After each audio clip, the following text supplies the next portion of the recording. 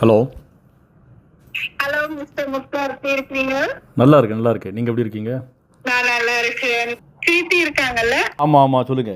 அவங்க தான் கொடுத்தாங்க சரி நம்பர். சரி சரி. அதாவது ரொம்ப காலமா நானும் எங்க அப்பாவும் உங்களோட ஃபேன்ஸ். Thank you thank you. ஒரு இன்டர்வியூ கூட மிஸ் பண்றது இல்ல. ரொம்ப சந்தோஷம். கார்த்திகோட இது பாத்துனாங்க. ஓ, நீங்க இலங்கையா? யாழ்ப்பாணம். யாழ்ப்பாணம். Okay okay. அதுலயும் ரொம்ப தமிழனான பிளேஸ் வட்டுக்கோட்டை. தமிழில பிரதானப்படுத்தினது எங்க ஊர்ல தான். சரி சரி சரி. இது நேற்று வந்து ஒரு கேர்ள் பேசியிருந்தாங்க சிங்கோமலையில இருந்து. சோ அவ சொன்னது அத்தனையும் உண்மை. இல்ல, அதான் கேக்குறேன். இப்ப சீமான் சொல்றதுக்கும் ஈழத்தமிழ் மக்கள் நினைக்கிறதுக்கும் என்ன வித்தியாசம் இருக்கு? சீமான் சொல்றதெல்லாம் கரெக்டா?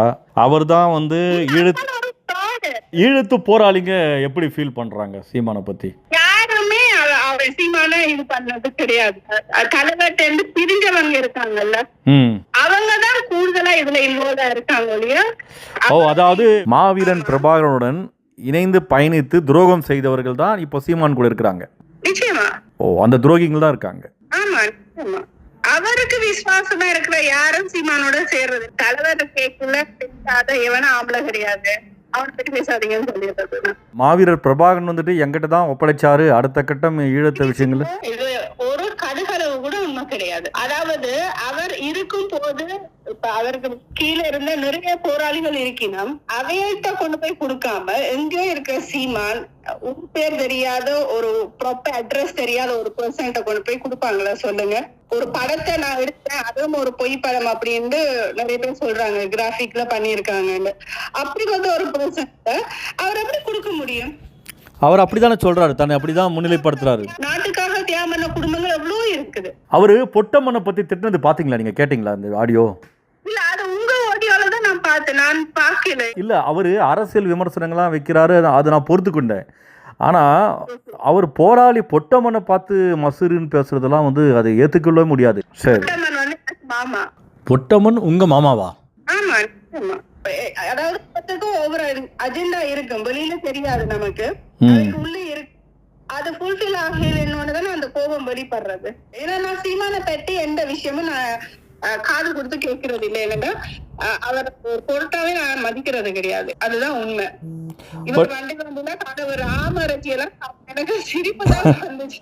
இல்லை, தமிழகத்தில் கூட திமுக அரசிடம் ஸ்டாலிடம் போயிட்டு ஒரு கோரிக்கை வைத்து அந்த ஈழத்தமிழ் மக்களுக்கு, அங்கே இருக்கக்கூடிய மக்களுக்கு சில அடிப்படை வசதிகள் மற்ற விஷயங்கள் செய்யலான்னு சொல்லிட்டு எப்படியாவது முயற்சி எடுத்திருந்தாருன்னா பாராட்டியிருக்கலாம். இங்கே இருக்கக்கூடிய அரசியல்வாதிகளுக்கும் அரசியல் கட்சிகளையும் விமர்சனம் செய்து அவங்கள சாடி என்ன பயன் ஈழ மக்களுக்கு?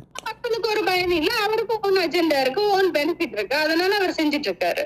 ஆனா பிரபாகரனுடைய படத்தை பயன்படுத்துறாரு. பிரபாகரன் இருக்கும் வரைக்கும் அவர் தான் தலைவனா இருந்தாரு. அதுக்கப்புறம் யாருமே கிளைம் பண்ணிக்கல. அதனால நம்மளால எதுக்கும் டைரக்டா இது பண்ண முடியல. ஆனா என்ன பொறுத்த வரைக்கும் நான் என்ன சொல்லுவேன்னா, சந்திரனை பார்த்து நாய் குலைக்கிறதுனால சந்திரன் கீழே இறங்க போறது இல்ல, குலைக்கிறதுனால எங்களோட பேர் கெட போறது கிடையாது. உண்மை எல்லாருக்கும் தெரியும். சில பேர் வேணுமென்னு மறைக்கலாம், கண்ணை மூடிட்டு பூனை பால் குடிக்கிறதுனால பூலோகமே இருந்தேன்னு அர்த்தம் இல்லை இல்லையா? எனக்கு என்ன வருத்தம்னா, இல்லை பிரபாகருடைய மகன் சொல்லிட்டு பெண்கள் விஷயத்தில், பாலியல் ரீதியான விஷயத்தில், வார்த்தையில், நடைமுறையில் எதுலேயுமே ஒரு மனுஷன் சுத்தமாகவே இல்லை, அவ்வளோ அசுத்தமாக இருக்கிறான். நிச்சயமா நிச்சயமா. இவர் போயிட்டு நான் பிரபாகருடைய மகன் சொல்லலாமா? எனக்கு என்ன ஆச்சரியமா இருக்கண்டா, இதுல தமிழர்களை விட்டுருங்களேன், இந்தியால இருக்கிற தமிழர்கள் அப்படி இவரை சும்மா விட்டுட்டு இருக்காங்க. இப்படி எல்லாம் பொய்யா லேடிஸ குறையா பேசுறது, வல்கரா வெளியில பேசுறது, இவருக்கு எகேன்ஸ்டா கேஸே போட மாட்டாங்களா நான் யோசிக்கிறது. Why people not taking any action? இல்லை, இவர் வந்துட்டு பாஜகவோட நெருக்கமாக இருக்கிறார் போல இருக்கு. அந்த அடிப்படையில் பார்க்கும்போது அவர் என்ன பேசினாலும் அவருக்கு எந்த தடையும் இல்லை. சட்டமும் சரி, காவல்துறையும் சரி, எல்லாருமே வேடிக்கை பார்க்குறாங்க. அது எனக்கு புரிய மாட்டேங்குது. ஒரு பொதுத்தளத்தில் உட்காந்துட்டு ராஜீவ்காந்தியை நான் தான் கொன்றேன்றாரு. இது எவ்வளோ பேர் அவலம். இது உண்மைதான். அதாவது டைகர்ஸுக்கு வந்து கெட்ட பேர் கொண்டு வர வேணும், தமிழாக்களுக்கு கெட்ட பேர் கொண்டு வரணும். எப்பவுமே தமிழ் மக்கள் எல்லாருக்கும் ஒரு அலர்ட் கொடுத்துட்டு இருக்கணும்ன்றது இவரோட அஜெண்டா மட்டும் இல்லை, ஈழத்தினுடைய அந்த அமைப்புக்கு வந்து தடை இருக்கு. அந்த தடையை வந்து விலக்க வேண்டும் என்று எல்லாரும் கோரிக்கை வைக்கிறாங்க. இந்த சமயத்தில் பார்த்து அவர் சொல்றாரு, ராஜீவ்காந்தியை கொண்டது நாங்க தான். அப்படின்னு சொல்றாரு. நாங்க தானே அப்ப இவரை பிடிச்சு உள்ள போட வேண்டியதானே, கவர்மெண்ட் என்ன பார்த்துட்டு செய்துட்டு. அதுதான், இவர் யாருக்கோ கைக்கூலியாக செயல்படுறாரு. ஆனால் அப்பாவி மக்கள், அப்பாவி இளைஞர்கள் அவங்க எல்லாருமே வந்து மூளைச்சலவை செய்யப்பட்டதால எல்லாரும் அவங்க கூட துணைக்கு போறாங்க. மிகுந்த வேதனையா இருக்கு, யாருமே தெளிவடையல. அதாவது ரொம்ப நாளைக்கு அதாவது உண்மை தூங்கிட்டு இருக்கும், ரெண்டோ ஒரு நாள் வெளிப்படும் போது இதெல்லாம் அழிஞ்சிடும். எனக்கு அந்த நம்பிக்கை இருக்குது. ஏனென்றா பிரபாரனா இருக்கட்டும் சரி, போராளிகளா இருக்கட்டும் சரி, எல்லாருமே மண்ணுக்காக ரொம்ப மனசார ஆத்மாத்மாக எல்லாரும் பாடுபட்டாங்க, போராடினாங்க, உயிரை தியாகம் பண்ணாங்க. உண்மையாவே தியாகம் பண்ணாக்க நிறைய பேர் இருக்கீங்க. இப்ப பாருங்க, இப்ப ஸ்ரீலங்கால ஓரளவு சுமூகமான நிலை வந்துட்டு இருக்கு. அத குழப்பம் கூட நிறைய பேர் நினைக்கலாம். இப்படி தப்பா பேசி இன்னும் இருக்கிற சிச்சுவேஷனை வர்ஸ் பண்றதுக்காக கூட இருக்கலாம். இது அஜெண்டா என்னன்றது தெரியாது. இல்ல, அஜெண்டா இல்லாம சீமான் செயல்பட மாட்டார்ல, அஜெண்டா இல்லாம சீமான் பேச மாட்டார்ல. நிச்சயமா ஏதோ ஒரு ஹிடன் அஜெண்டா இருக்கு. சீமான் அவர்கள் மாவீரர் பிரபாகரன் அவர்களை மிகவும் அசிங்கமாக பச்சையாக திட்டிருக்கிறாரு. ஆனால் அந்த ஆடியோ பயன்படுத்தி நம்ம வந்து அவரை கலங்கப்படுத்த விரும்பலை தலைவரை. அதனால இந்த ஆடியோ நாங்கள் ரிலீஸ் பண்ணல. ஆனால் அவ்வளோ பச்சையாக பேசிக்கிறார். ஒன்றுமே இல்லை, பொட்டமான மசுருன்னு சொன்னார். அதுக்கே நீங்களாம் கோவப்படுறீங்க. இன்னும் தலைவர் என்னென்ன பேசிக்கிறான்னு தெரியுங்களா? அதெல்லாம் கேட்டீங்கன்னா சந்திரனை பார்த்து நாய் குலைக்கிறதுனால சந்திரன் கீழறங்க போறது இல்ல, இவர் திட்டுறதுனால அவரோட புகழ் குறைய போறது கிடையாது. அதுதான் உண்மை. தமிழக மக்கள் தான் புரிஞ்சுக்கணும். ஏன்னா அவங்க நினைக்கிறாங்க ஒட்டுமொத்த ஈழ மக்களும் சீமானுக்கு ஆதரவா இருக்காங்கன்னு நினைக்கிறாங்க. நிச்சயமா இல்ல, எப்பவும் கிடையாது. ஒரு திருடனுக்கு ஒரு உமனைசருக்கு எப்படி எங்களுடைய ஆட்கள் வந்து துணியா இருப்பாங்களோ, அதுவும் பிரபாரண்ட வழியில வந்தவங்க யாருமே துணியா நிக்க போறது கிடையாது. அவரை உண்மையா நேசிக்கிற யாருமே துணை நிக்க போறது இல்ல. இது சும்மா ஒவ்வொருத்தரோட ஹிடன் அஜெண்டா நமக்கு தெரியாது, சும்மா ஒரு குரலையே கிளப்பி விடுறது. சம்பந்தமே இல்லாம பிரபாகரன் பெரியாருன்னு முன்னிலைப்படுத்துறாரு. தேவையில்லாத வேலை, அவசியம் இல்லாத வேலை. இதனால ஈழ மக்களுக்கு ஏதாவது பயன் கிடைக்க போதா? இருக்கக்கூடிய உறவுகளெல்லாம் வெட்டிடுங்கிறார். எந்த உறவுகளும் ஈழத்து மக்களுக்கு உதவக்கூடாது. உண்மையா நான் சொல்றேன், உறவு ஆத்மார்த்தமான ஒரு உறவு இருக்குமா இருந்தா அது எந்த கெட்ட சக்தியாலையும் அதை அழிச்சிட முடியாது, அதை பிரிக்க முடியாது. அதுல எங்களுக்கு 100% நம்பிக்கை இருக்கு. சோ என்ன சொல்றது, அந்த ஏதோ சொல்லுவாங்க குறா குடம் தழும்பும் அப்படின்னு சொல்லுவாங்க, நிறகுடம் தழும்பாது. இந்த மாதிரி இவரெல்லாம் குற குடங்கள் அப்படிதான் பேசிட்டு இருப்பீங்க. நாங்க அப்படியே பார்த்துட்டு ஓகே, சாக்கடையில கல்ல எறிஞ்சா அது நம்ம மேலதான் படும். சோ அதனால இவரை ஒதுக்கி வைக்கிறது எல்லாருக்கும் நல்லது. அதாவது சீமானை நான் எதிர்க்கிறதுனால, அவர் செய்யக்கூடிய தவறுகளை நான் முன்னிலைப்படுத்துறதுனால நான் ஒட்டுமொத்த ஈழ மக்களுக்கு எதிரான மாதிரி ஒரு பிம்பத்தை அவர் உருவாக்குறாரு. நிச்சயமா இல்ல முக்தா, இல்லைன்னு சொன்னா நாங்க இன்றைக்கு உங்களுக்கு கால் பண்ணி பேசியிருப்போமா? சொல்லுங்க. சரி, ஓகே, ரொம்ப நன்றி. என்ன நீங்க அந்த முதல் சேனல்ல இருந்தீங்கல்ல, சத்தியம் டிவி. சத்தியம் டிவி. ஓகே, அப்பையில இருந்து நாங்க ஃபாலோ பண்றோம். உங்க இன்டர்வியூ வரதுன்னா எங்க அப்பாக்கு ஒரே குதூகலம். அப்படிங்களா? எனக்கு உங்க இன்டர்வியூ, அதுவும் நீங்களும் காந்தராஜம் பண்ற கூத்து இருக்குல்ல, ஐயோ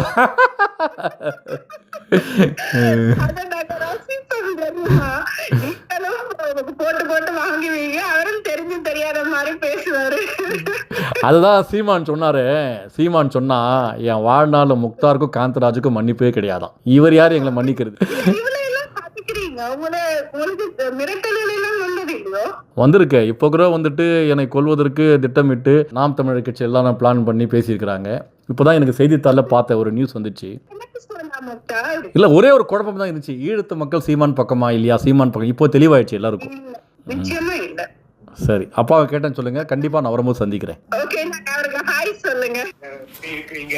வணக்கம் சார், நல்லா இருக்கேன். நீங்க எப்படி இருக்கிறீங்க? நமக்கும் வயசு ஆயிடுச்சு, நமக்கும் 82 வயது. ஒரே ஒரு விஷயம் மாத்திரம் நான் உங்களுக்கு சொல்றேன். அதாவது பிரபாரன் பிறந்தது 1956 நினைக்கிறேன். சரி. அந்த 57 கலவரம் நடந்து அந்த டைம்ல தான் பிறந்து, அதுல இருந்தா அவருக்கு அந்த இன சம்பந்தமான பிரச்சனையில ரொம்ப வேகம் வந்தது. எனக்கு அவரை உள்ள சொல்ல போனா ஒரு 16-17 வயது பையனா எனக்கு தெரியும் பிரபாகரன். சரியா? முதல் முதல் எங்கிட்ட வட்டுக்கோட்டை கேள்விப்பட்டிருக்கீங்க, அமுதலிங்கத்தின் எலக்ட்ரேட். அந்த வட்டுக்கோட்டையில தான் முதல் நடந்தது. என்ன, யாழ்ப்பாண மேயர் துறையப்பான்னு சொல்லி அவரை பட்டுக்கோட்டையில இருக்கிற என்ன மகாவிஷ்ணு கோயில், அந்த கோயில்ல கோயிலடியில வச்சுத்தான் அவர் வந்து ஸ்ரீமாவாக்களோட ரொம்ப இதா இருந்து இந்த உலக தமிழர் மகாநாடு ஒன்று ஸ்ரீலங்காவில் நடந்து அதில் ஒரு 11 பேர் செத்தவை. Okay okay. அதுக்கு காரணமானவர் அந்த அல்ஃபிரட் துரைப்பாளர். ஓஹோ, அதை வச்சு அவரு ஏன்னா அந்த கலவரத்துல சனம் எல்லாம் அந்த மணல் எல்லாம் கருப்பட்டு அப்படி இப்படி இருந்து எல்லாம் திட்டது. அந்த இதுல கடைசியா வந்து இவர் சாகும் பொழுது அந்த கோயில் அடி வந்து ஒரே மணல், கடல் கரையோட உள்ள கோயில். இவர் வந்து அந்த இறக்கும் பொழுது துடி கேட்க அந்த மணல் எல்லாம் கிளறப்பட்டு எல்லாம் இருந்து அப்படித்தான் துரையப்பா இறந்தவர். இது வந்து 5 பேர் அதுல சம்பந்தப்பட்டது. அதுல ஒரு ஆள் பிரபாகரன். ஒரு மணி கொஞ்சம் பேரை சொல்லணும். பிரபாகரன் சந்ததியர். மற்றது நான் பேரை சொல்ல விரும்பல. அது 5 பேரையும் எனக்கு தெரியும். எங்கட வீட்டுல இருந்து நடந்து போற தூரத்துல அது நடந்தது. ஓஹோ, சரி சரி சரி சரி சரி.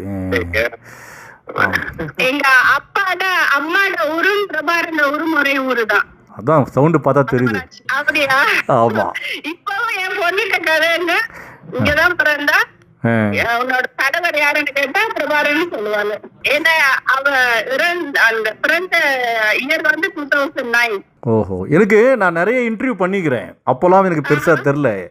இப்போ கடைசியா அந்த கார்த்திகோட இன்டர்வியூ பண்ணங்களே, பிரபாகரோட அண்ணன் மகனோட இன்டர்வியூ, அது முடிஞ்ச பிறகுதான் நிறைய ஈழத்து மக்கள் ஃபோன் பண்ணி எங்கிட்ட பேசினாங்க. இப்போ நீங்க எப்படி பேசுறீங்க?